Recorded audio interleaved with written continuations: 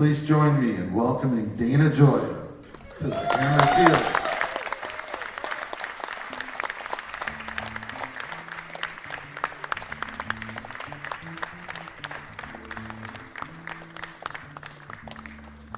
Good evening. I thought I would try to make this evening's, opening poetry act as swift and as musical as possible. Could I get a sort of a Latin beat? I just finished writing the lyrics for an album of songs by Helen Song, and this is one of the lyrics. It's called Hot Summer Nights. Let's go downtown. It's a hot summer night. Lovers are sitting in sidewalk cafes, making up, breaking up, hooking up, cooking up plans that would leave you amazed. Let's go downtown. It's a hot summer night. Let's not stay home and get in a fight.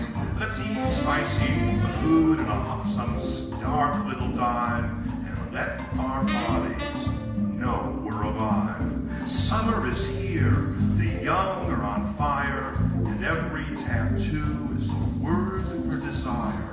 They're strolling as naked as custom allows. They never say later, they only say now. Let's live in the flesh and not on a screen. Let's dress like people who want to be seen. Don't bring me home till the dawn's early night. Let's not waste this hot summer night.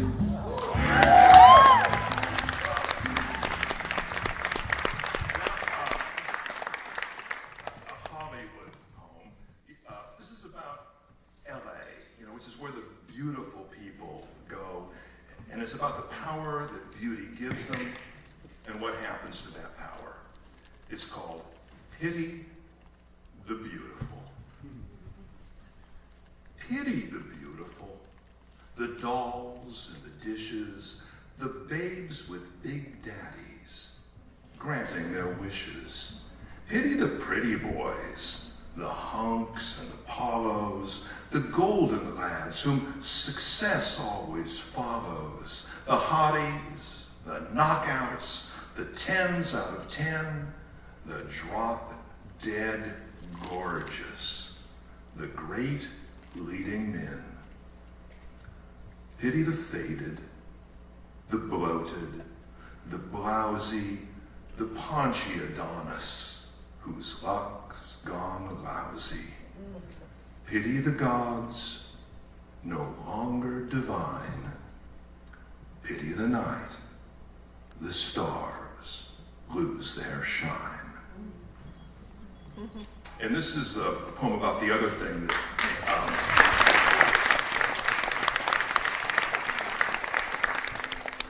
that animates Hollywood, which is money. Money, the long green. Cash, stash, rhino, jack, or just plain dough. Chalk it up, fork it over, shell it out. Watch it burn holes in pockets, to be made of it, to have it to burn. Greenbacks, double eagles, ginnybacks, and double eagles and Ginny Mays. It greases the palm, feathers the nest, holds heads above water, makes both ends meet. Money breeds money, gathering interest, compounding daily, always in circulation. Money. You don't know where it's been, but you put it where your mouth is, and it talks.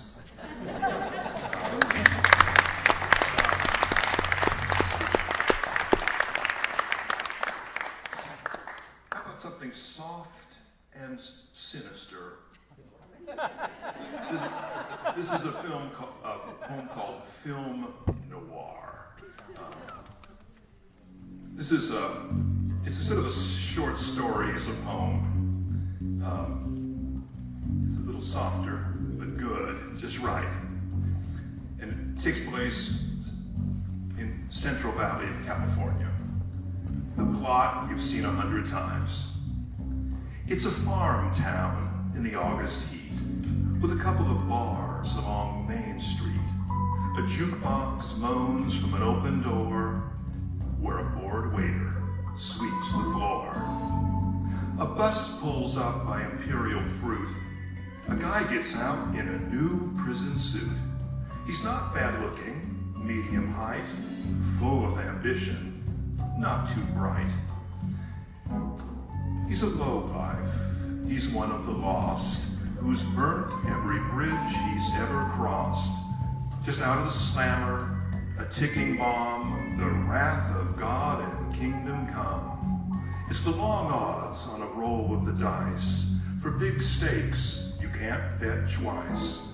The cards are dealt, the wheel spins. At the end of the night, the house always wins.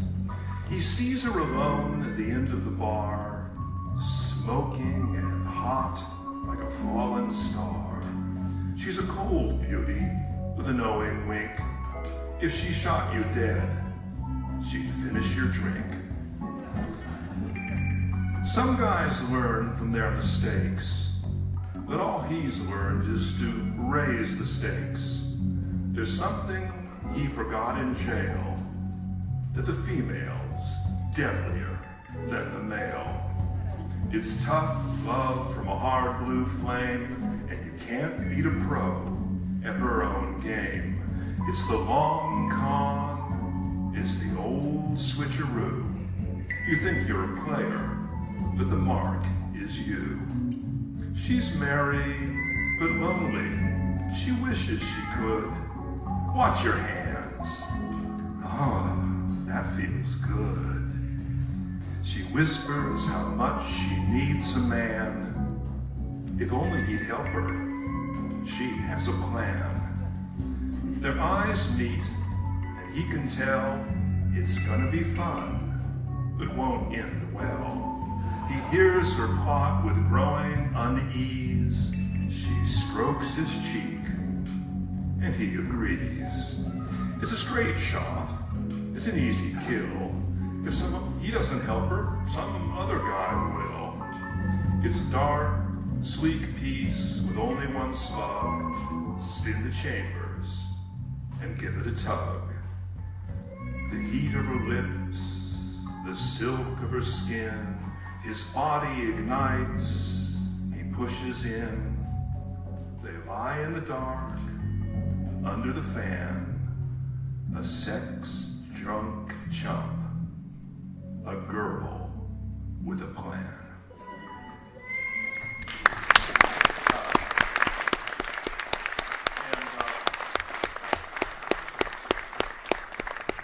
Now, I should say one thing. My entire poetic career was moving to the moment when I could finally use the phrase, the old switcheroo. I'd heard it as a kid. I kept waiting for the poem to do. I'm going to end now with a love poem written to my wife. And you know, it's hard to write about a happy marriage for at least 3 reasons. If you write about your spouse, you will eventually create unhappiness because you'll say something or reveal something you should not have. Secondly, you know, it's so much more interesting to write about an unhappy relationship. But the third thing I think is the defining thing, which is that in a long marriage, in a love affair of long standing, the two of you begin to create a private language. It's the most intimate patois that you'll ever speak. But the thing about it is very fragile because there's only one other person who speaks this language with you, that understands the nuance of everything you say.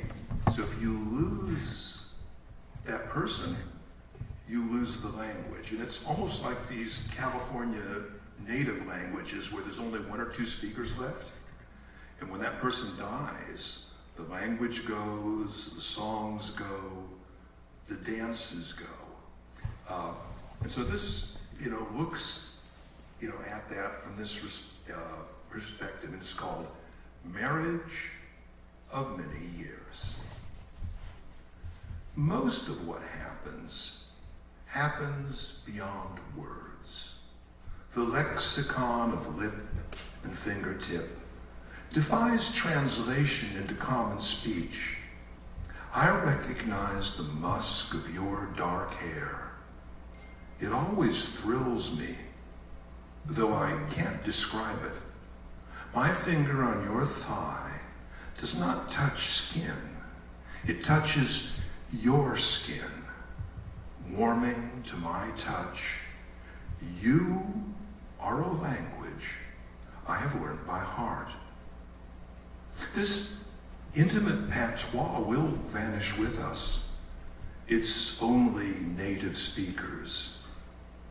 Does it matter? Our tribal chants, our dances by the fire performed the sorcery we most required. They bound us in a spell time could not break. Let the young vaunt their ecstasy. We keep our tribe of two in solemn secrecy. What must be lost was never lost on us. Thank you so much.